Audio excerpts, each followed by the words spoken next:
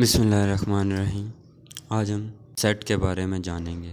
Set का तसव्वुर किसने पेश किया, सेट किसे कहते हैं, सेट की तरकीब, इन तमाम सवालात के जवाबात आपको मिलेंगे इसी वीडियो में। आइए आगाज़ करते हैं।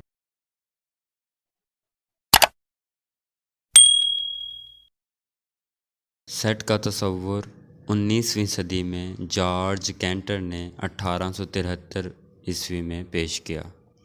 रियाज़ी की मुख्तलिफ़ शाखों में आजकल सेट का इस्तेमाल किया जा रहा है।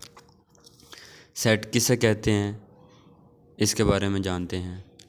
हम रोज़मर्रा ज़िंदगी में ऐसे अल्फाज इस्तेमाल करते हैं जो मुख्तलिफ़ चीज़ों के मजमूए को ज़ाहिर करते हैं, जैसा कि खिलाड़ियों की टीम, फूलों का गुलदस्ता, दरख्तों का झुंड, दोस्तों का गिरोह, परिंदों का गोल वगैरह। मगर जब हम रियाज़ी की बात करते हैं तो रियाज़ी में हम इस तरह के मजमूओं के लिए एक लफ्ज़ इस्तेमाल करते हैं जिसे सेट कहते हैं। गोया हम सेट की तारीफ़ कुछ इस तरह से कर सकते हैं। चंद मुख्तलिफ़ मगर वाज़े अशिया के इज्तिमा को सेट कहते हैं। मुख्तलिफ़ लफ्ज़ से ही ज़ाहिर है कि चीज़ों का एक दूसरे से अलहदा होना या चीज़ों का एक दूसरे से अलग अलग होना। वाज़े से मुराद किसी शय की वो खसूसियत जिससे हतमी तौर पर इसके बारे में कहा जा सके कि ये सेट की रुकन है या नहीं। वाज़े से मुराद किसी शय की वो खसूसियत जिससे हतमी तौर पर हम उस चीज़ के बारे में कोई नतीजा अख़ज़ कर सकें। इस बात को समझने के लिए मुख्तलिफ़ मजमुओं पर गौर करते हैं, जैसा कि अच्छी कहानियों का मजमुआ। अब यहाँ पर लफ्ज़ अच्छी कहानियाँ ये वाज़े नहीं है, क्योंकि कुछ कहानियाँ कुछ लोगों को अच्छी लगेंगी। ये ज़रूरी नहीं कि एक कहानी हर किसी को ही अच्छी लगे, इसलिए हम ये कह सकते हैं कि अच्छी कहानियों का मजमुआ, ये जो मजमुआ है ये वाज़े नहीं है। मज़ेदार खानों का मजमुआ। अब ये भी ज़रूरी नहीं कि एक खाना अगर किसी एक के लिए मज़े का है तो वो भी लाज़मी तौर पर दूसरे के लिए भी मज़ेदार ही हो। मुख्तलिफ़ लोगों की मुख्तलिफ़ पसंद है। यहाँ पर अच्छी कहानियों का मजमुआ, मज़ेदार खानों का मजमुआ, यह हर एक की पसंद के लिहाज से अलहदा हो सकता है, इसलिए हम यहाँ पर कह सकते हैं कि ये वाज़े नहीं है। सेट की तारीफ़ इस तरीके से हम कर सकते हैं कि चंद मुख्तलिफ़ मगर वाज़े अशिया के इज्तिमा को सेट कहते हैं। मुख्तलिफ़ से मुराद चीज़ों का एक दूसरे से अलहदा होना, वाज़े से मुराद उन अशिया के बारे में कोई हतमी नतीजा अख़ज़ किया जा सके या निकाला जा सके। इज्तिमा से मुराद चीज़ों का इकट्ठा करना। अब बढ़ते हैं अगले सवाल की जानिब। सेट की तरकीब, मतलब हम सेट को लिखते कैसे हैं। सेट को इंग्लिश के हरूफ़ तहजी ABCD to Z से ज़ाहिर किया जा सकता है, और किसी भी सेट को ज़ाहिर करने के लिए हम कैपिटल हरूफ का इस्तेमाल करते हैं, और इसके अरकान को ब्रैकेट्स में, यानी कि अब यहाँ पर हम दरमियानी ब्रैकेट का इस्तेमाल करेंगे। दरमियानी ब्रैकेट या करली ब्रैकेट या इसका एक और नाम ब्रेसिस का इस्तेमाल करेंगे। दरमियानी ब्रैकेट में अरकान को कौमे की मदद से अलहदा करके लिखा जाता है। मिसाल के तौर पर पालतू जानवरों का सेट, अगर हम इसको सेट A से ज़ाहिर करते हैं, जैसा कि गाय, घोड़ा, बकरी वगैरह। किसी सेट में मौजूद अशिया इस सेट के अरकान कहलाते हैं। अब हम यहाँ पे देखें, जैसे अभी हमने एक मिसाल से ज़िक्र किया, A बराबर है गाय, घोड़ा, बकरी वगैरह, ये तमाम पालतू जानवर हैं। तो इसका मतलब ये हुआ गाय सेट A का रुकन है, घोड़ा सेट A का रुकन है, बकरी सेट A का रुकन है। रुकन के लिए हम एक अलामत का इस्तेमाल करते हैं। असल में ये एक यूनानी हरफ है। इसका मतलब ये है कि कोई शय किसी सेट का हिस्सा है या नहीं। रुकन है के लिए हम ये अलामत इस्तेमाल करते हैं, और रुकन नहीं है के लिए हम ये अलामत इस्तेमाल करते हैं। مثال کی جانب بڑھتے ہیں۔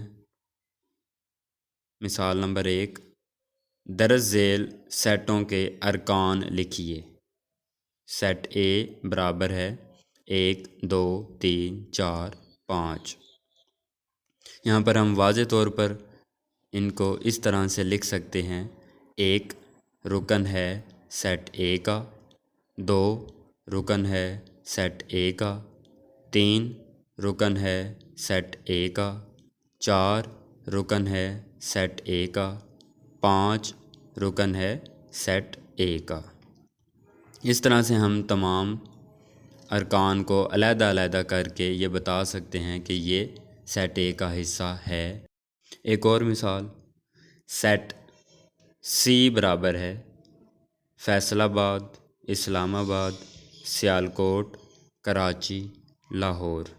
ان کے تمام ارکان کو ہم علیحدہ علیحدہ کر کے لکھ سکتے ہیں، جیسے فیصل آباد رکن ہے سیٹ سی کا، اسلام آباد رکن ہے سیٹ سی کا، سیالکوٹ رکن ہے سیٹ سی کا، کراچی رکن ہے سیٹ سی کا، لاہور رکن ہے سیٹ سی کا۔ اگلی مثال کی جانب بڑھتے ہیں۔ نیچے دیے گئے سیٹ ہیں یا نہیں کچھ مجموعے جن میں اے برابر ہے 1 2 3 4، بی برابر ہے 1 2 2 3، سی برابر ہے KING، ڈی برابر ہے BALL، ای برابر ہے بہادر لڑکوں کا سیٹ، ایف برابر ہے پاکستانی گلوکاروں کا سیٹ۔ اب یہاں پر اے دیکھتے ہیں کیا یہ مجموعہ سیٹ ہے یا نہیں۔ اے میں ارکان ہیں 1 2 3 4۔ یہ تمام ارکان ایک دوسرے سے مختلف ہیں اور واضح ہیں، تو اس کے لیے ہم یہ کہہ سکتے ہیں کہ یہ مجموعہ سیٹ ہے۔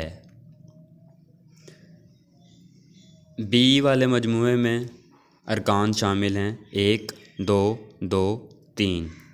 یہاں پر ہم واضح طور پر یہ کہہ سکتے ہیں کہ اس میں نمبر 2 ریپیٹ ہوا ہے، یعنی کہ 2 مرتبہ آیا ہے، تو اس کا مطلب یہ کہ اس کے ارکان ایک دوسرے سے مختلف نہیں ہیں۔ تو اس مجموعے کے بارے میں ہم یہ کہہ سکتے ہیں کہ یہ مجموعہ سیٹ نہیں ہے، کیونکہ اس کے ارکان مختلف نہیں ہیں۔ کیونکہ ہم نے سیٹ کی تعریف میں پڑھا تھا چند مختلف مگر واضح اشیاء کے اجتماع کو سیٹ کہتے ہیں۔ چیزوں کا ایک دوسرے سے علیحدہ ہونا سیٹ کے لیے ضروری ہے اور چیزوں کا واضح ہونا بھی ضروری ہے۔ سی برابر ہے KING، اس کے ارکان مختلف ہیں اور واضح بھی ہیں، تو ہم کہہ سکتے ہیں کہ یہ مجموعہ سیٹ ہے۔ ڈی برابر ہے BALL، غور کرنے سے پتہ چل رہا ہے اس کے ارکان مختلف نہیں ہیں، تو ہم یہ کہہ سکتے ہیں کہ ڈی مجموعہ سیٹ نہیں ہے۔ ای برابر ہے بہادر لڑکوں کا سیٹ۔